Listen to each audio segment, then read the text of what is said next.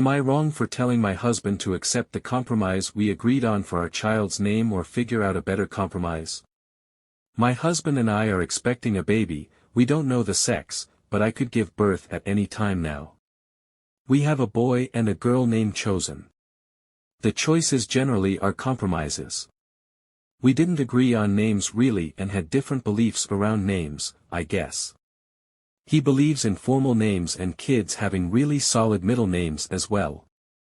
I believe in naming the child what you want to call them, something I got from my parents who named me and my siblings that way, and my siblings went on to do the same. For example, I'm Lainey. Just Lainey. I don't have a more formal version of my name. I never felt like I needed a more formal name. My name works for me as a 34-year-old woman just as much as it did when I was 4. This led to some trouble for us because I gravitate more to names my husband considers nicknames.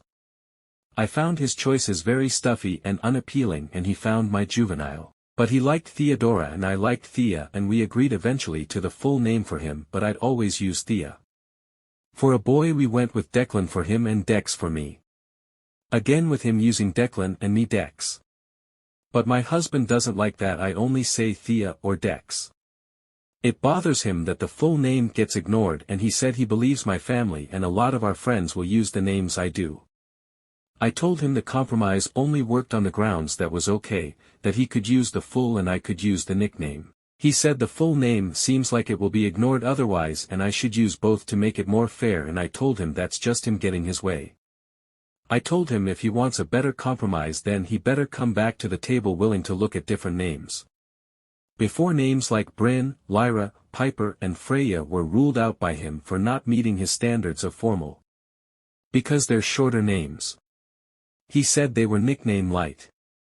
But shorter more formal names feels like the only other possible compromise for us, and he doesn't agree. So I told him he needs to accept what we already compromised on, or we find a better compromise, which doesn't mean him getting his way.